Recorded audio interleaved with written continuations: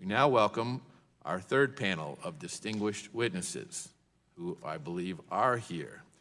If you would please, Mr. Chairman, you'll get a chance to question these witnesses. don't get an opening statement where you just said.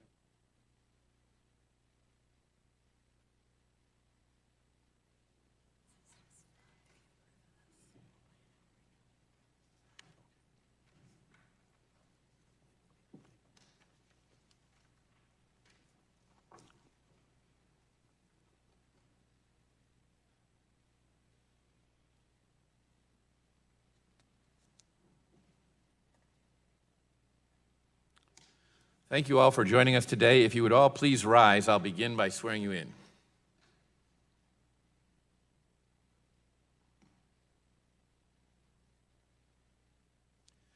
Do you and each of you swear that the testimony that you are about to give is the truth, the whole truth, and nothing but the truth, so help you God? Thank you very much. Let the record show that all of the witnesses answered in the affirmative. Our first witnesses are social media personalities Lynette Diamond Hardaway and Rochelle Silk Richardson. Our second witness, Baron Soka, the president of Tech Freedom. Our third witness is Professor Ari Waldman, a professor of law and the director of the Innovative Center for Law and Technology at New York Law School. And our fourth and final witness of the day is David Chavern, the president and CEO of News Media Alliance and the American Press Institute. Your written statements will all be entered into the record in their entirety, and we ask that each of you summarize your testimony in 5 minutes. To help you stay within that time, there is a timing light on your table. When the light switches from green to yellow, you have 1 minute to conclude your testimony. When the light turns red, it signals your 5 minutes have expired. Ms. Hardaway and Ms. Richardson, you may begin. I understand you're going to share your 5 minutes. Welcome. We would like to thank the Judiciary Committee for allowing us the opportunity to voice our concerns about conservatives being targeted and censored on social media platforms. Facebook, along with other social media sites, have taken aggressive actions to silence conservative voices such as ourselves by deliberately restricting and weaponizing our page with algorithms that censor and suppress our free speech.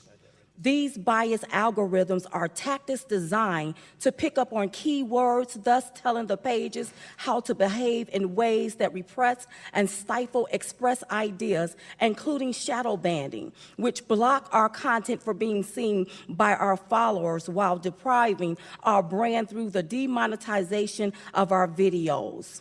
Followers stopped receiving notification when we posted videos and content. Followers was also mysteriously unliked from our page.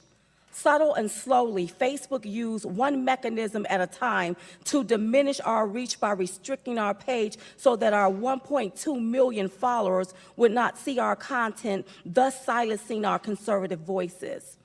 When we reached out to Facebook for an explanation, they gave us the runaround. Mark Zuckerberg testified before Congress and stated that the most important thing he cared about was making sure no one interferes in the 2018 elections. But after doing our research, we wondered if Mark Zuckerberg was using Facebook to interfere in the 2018 elections by labeling users' accounts as either liberal, very liberal, moderate, conservative, or very conservative. This is one of the main underhanded ways to censor conservatives. So if I'm labeled as very liberal without the option to edit it, update, and correct the settings, then algorithms are already put in place which allows advertisers that have liberal views, services, and causes to target me. And you can see the graph on the screen, and it shows clearly that our personal accounts have been already labeled. Diamond and Silk personal Facebook page has been labeled by Facebook as very liberal. Even though we are not very liberal, Facebook do not give us the option to change this label to conservative, making it less likely for us to see advertisement, news stories, and services for a conservative point of view. If Facebook labeled our user accounts as very liberal and got it wrong, how many more other users' accounts haven't they gotten wrong? On September 7, 2017, we received a message on our Facebook page which stated that limits has been placed on diamonds and silks, and you can see picture 2.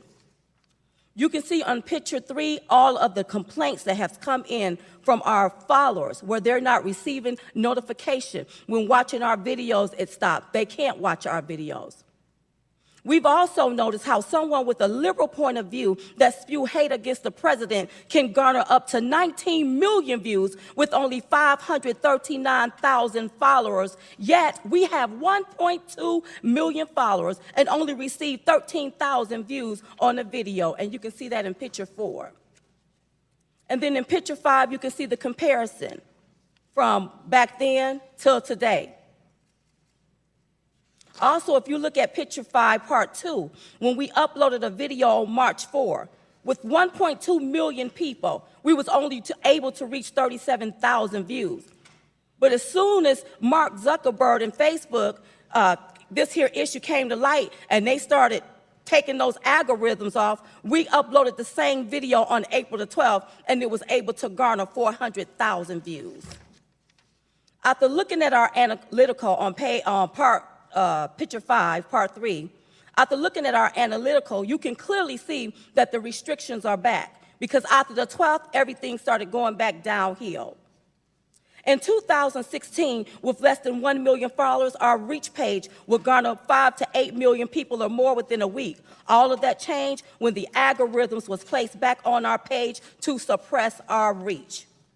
YouTube also demonetized 95% of our videos in 2017, categorizing it as hate speech, even though our account was in good standard. We also show that Mark Zuckerberg said he don't allow hate speech, yet when people say the word I hate or we hate, those people also garner views. Was it in an enforcement error for 6 months, 29 days, 5 hours, 40 minutes, and 43 seconds of chatting and emailing about the same issue and being told that my issue would be escalated to a Facebook team, a spam team, the technical team, the appeal team, the internal team, the policy team, only to be told on January the 8th, 2018 that a request was never sent? And we have the proof. See picture 10 and picture 11. Censorship is no hoax, it's real. It's wrong for these social media giants to suppress and disregard people by diminishing and denying them their free speech. If social media is supposed to be a place for all ideas or to express an idea, then algorithms and tactics should not be in place to suppress some ideas. Thank you. Thank you, Ms. Hardaway. Mr. Soka, welcome. Thank you, Chairman Goodlatte.